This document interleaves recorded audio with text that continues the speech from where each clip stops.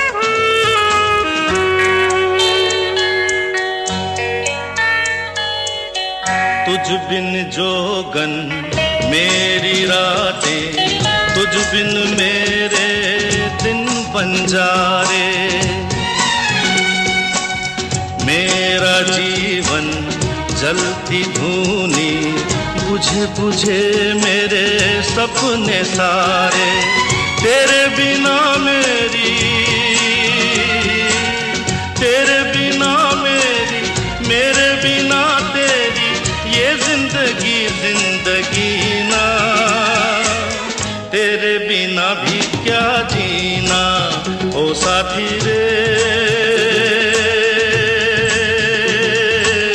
तेरे बिना भी क्या जीना, तेरे बिना भी क्या जीना, तेरे बिना भी क्या जीना, तेरे बिना भी क्या जीना। वेलकम बैक दोस्तों, आप हैं मेरे साथ अनिल सेठ के साथ और हम बात कर रहे हैं हॉरर फिल्मों की बात कर रहे हैं। सचिन भौमिक साहब की भी बात कर रहे हैं, सचिन दा साहब की भी बात कर रहे हैं और ये जो है वो रूमी जाफरी के किस्से के किस्से की भी बात कर रहे हैं। लेकिन अभी हम अपना जो है वो जो ध्यान है ना वो हॉरर फिल्मों से नहीं हटाएंगे। ये बड़ा ही इंटरेस्टिंग सा ये जो है वाकया है कि एक Hollywood horror film the Exorcist से प्रेरित गहराई जो आई थी, तो पद्मी कुलाबरी एक युवा लड़की द एग्जॉर्सिस्ट में जैसे लिंडा ब्लेयर का किरदार था की भूमिका निभा रही थी, जबकि राजेश खन्ना ने रेड रोज में एक मनोवैज्ञानिक हत्यारे की भूमिका निभाई थी। जी हाँ, राजेश खन्ना साहब जो थे वो रेड रोज अगर आप देखेंगे तो अच्छा खासा डर जो है वो डर का माहौल रहा। अब 1980 के दशक में कई भारतीय फिल्म निर्माताओं ने हॉरर फिल्म उद्योग में अपनी उच्च लाभप्रदता के कारण, वाह वाह वाह, यानी कॉमर्शलाइजेशन का क्या इस्तेमाल किया, उच्च लाभप्रदता के कारण अपना हाथ आजमाया। एक नाम जो उस समय उस शैली में बहुत सफल हुआ वह था जावेद खान। उन्हें हर निर्माता नीली आंखों वाला लड़का माना जाता था जब उनकी डरावनी फिल्मों के मुख्य नायक को कास्ट किया जाता था। बड़ा रोचक सा ये किस्सा है। उनकी पहली फिल्म थी अपराधी कौन, 1984 में आई थी, जिसने पहले हफ्ते में बॉक्स ऑफिस पर 100% कमाई की। कुछ समय बाद जो है कुछ सफल खिताब राम से बंधुओं को पुराना मंदिर जो कि 1984 में ही आई थी, फिर सामरी जो 85 में आई थी, वीराना भी आई थी 85 में, तहखाना 86 में, डाक बंगला 87 में, पुराना बहुत हो गया। फिर आई थी पुरानी हवेली, ये भी पुराना 1989 में, शैतानी इलाका और बंद दरवाज़ा। अब दोनों 1990 की फिल्में थीं। अधिकांश फिल्में सफल साबित हुई थी। अब राम से भाइयों को हॉरर फैक्ट्री ने फिल्म के बाद फिल्म का निर्माण जो है वो जारी रखा गया। अब राम से भाइयों को हॉरर फैक्ट्री का खिताब दिया गया, यानी कि जब वो फिल्मों का जब इस तरीके से मिश्रित हॉरर फिल्में जो दिखाने लग गए तो वो एक फैक्ट्री की तरह धड़ाधड़ फिल्में बनने लग गई। अब ये धड़ाधड़ फिल्में जो बन रही थी, लेकिन मुझे याद आ रहा है 1980 में एक बहुचर्चित फिल्म थी जिसका नाम था सरगम, जिससे जो है एक बड़ी ही हसीन जो है वो कलाकारा जो है इन्होंने कदम रखा था हिंदी सिनेमा में। आपको उसका नाम बताएंगे अगले प्रोग्राम में, तब तक आप गेस करते रहिए। लेकिन बड़ा ही दिलकश गीत था, ऋषि कपूर साहब थे, बड़ क्या ढपली बजाई थी और गाना भी ऐसा ही कुछ था, सरगम का ढपली वाले ढपली बजा। सुनते हैं, लौटते हैं, फिर आपके साथ बातें करेंगे। डफली वाले डफली बजा, डफली वाले डफली बजा, मेरे घुंघरू बुलाते हैं, हाँ मैं नाचूं तू नचा।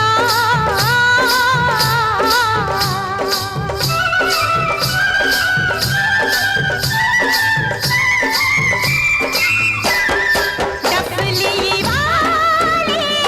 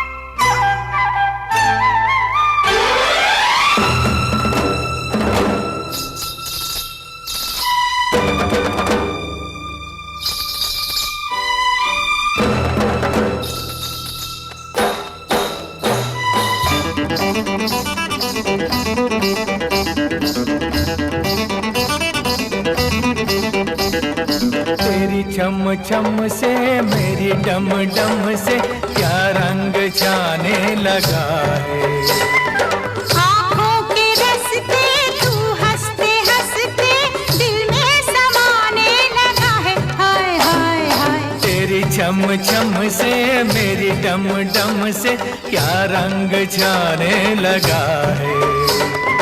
आँखों के रस्ते तू हंसते हंसते दिल में समाने लगा है। उन्हें भी दिखाओ, उन्हें भी दिखाओ, उन्हें भी बुलाओ, कहाँ है ये दुनिया वाले। डफली वाले डफली बजा, मेरे घुंघरू बुलाते हैं। मैं नाचूं तू नचा, डफली वाले डफली वाले। वेलकम बैक दोस्तों, आप हैं मेरे साथ अनिल सेठ के साथ और हम बात कर रहे हैं, हम बड़ी सारी फिल्मों की बात कर रहे हैं। हम बात कर रहे हैं हॉरर फिल्मों की, फिर कुछ गीत ले रहे हैं, कुछ इधर जा रहे हैं, कुछ उधर जा रहे हैं। चलिए उधर जाते हैं और अब हम देखते हैं कि भाई हिस्से के किस्से को थोड़ा सा और आगे बढ़ाया जाए। अब जब वो कहने लगे कि मैं जब भी जाता था, वो कौन थे?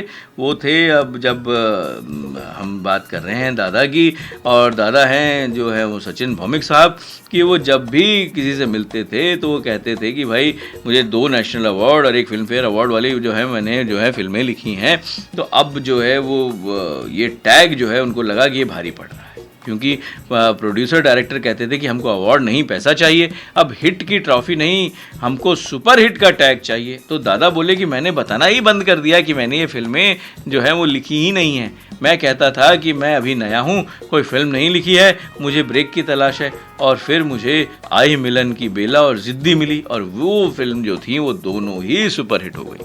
इसके बाद तो सचिन दा के पास काम की लाइन लग गई, एक के बाद एक जितने भी हिट फिल्म मेकर थे सबके लिए दादा ने लिखा। और आराधना के बाद सचिन दा की स्क्रिप्ट से पहला सुपरस्टार आया, और आपको मालूम है वो थे राजेश खन्ना। इसके बाद शक्ति सावंत, सोहन लाल कांवर, सबकी फिल्में उन्होंने लिखी। अब इसको जो है थोड़ा सा पॉज दे देते हैं। अब हम पॉज देते हैं तो फिर एक बड़ा ही अच्छा जो मुझे गीत याद आ रहा है, 1986 की फिल्म थी संजोग। बड़ा दिलकश गीत था, यशोदा का नंद लाला। सुनते हैं, थोड़ा सा तो भक्ति में भी रहेगा, और ये बड़ा ही दिल को सुकून देने वाला और बड़ा ही दिल के करीब गीत है। सुनते हैं, लौटते हैं, और मैं आपका जो है वो यही इंतज़ार कर रहा हूँ, जाइएगा नहीं। यशोदा का नंद लाला। जू जू जू जू जू जू जू जू जू जू जू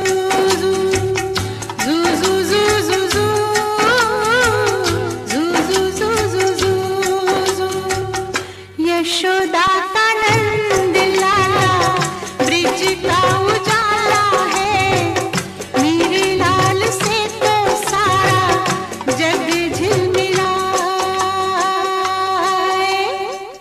जू जू जू जू जू जू जू जू जू जू यशोदा का नंद लाला, ब्रिज का उजाला है, मेरे लाल से तो